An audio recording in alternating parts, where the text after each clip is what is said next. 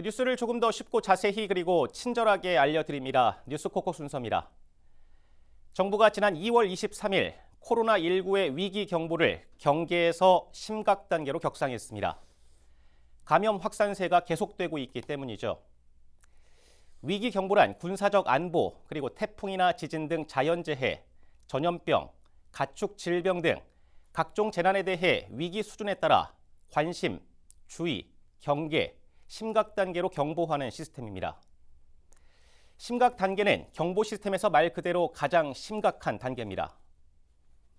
코로나19 국민 행동 수칙 이미 다수 언론에서 알리고 있기 때문에 국민들도 어느 정도 인지하고 있을 것이라고 생각이 됩니다. 하지만 아무리 강조해도 지나치지 않겠죠. 보건복지부와 질병관리본부가 지난 24일 심각 단계에서 준수해야 할 코로나19 행동 수칙을 새롭게 발표했습니다.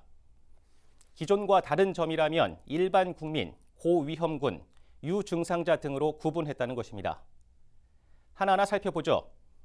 먼저 일반 국민의 경우 평소 흐르는 물에 손을 꼼꼼히 씻고 기침이나 재채기를 할 때는 옷소매로 입과 코를 가리라고 조언합니다. 씻지 않은 손으로 얼굴을 만져서는 안 되고 의료기관 방문 시 마스크를 꼭 착용하며 사람이 많은 곳은 가급적 자제하는 것이 좋습니다. 다음은 고위험군인데 임신부나 65세 이상 그리고 당뇨병이나 심부전증, 만성호흡기 질환 등을 가진 만성질환자가 여기에 속합니다. 고위험군은 많은 사람들이 모이는 장소에 자제가 아닌 가지 말아야 합니다.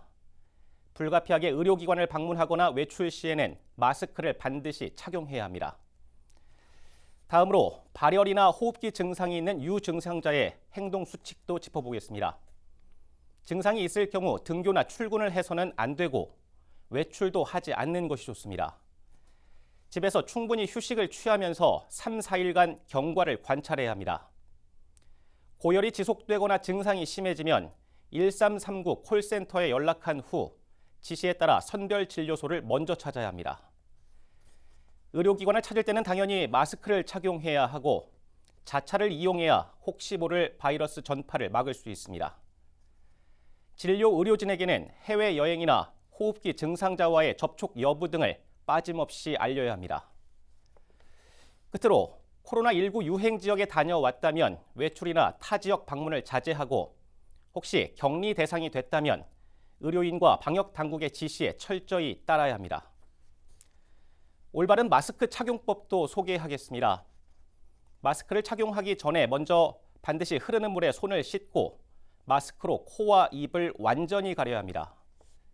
마스크 안에 수건이나 휴지 등을 넣어서는 안 되고 마스크를 사용하는 동안 마스크를 절대 만지지 말아야 합니다. 마스크를 벗을 때는 끈만 잡아서 벗긴 후에 또다시 손을 씻는 것이 좋습니다. 다음은 마스크 종류별 착용법입니다.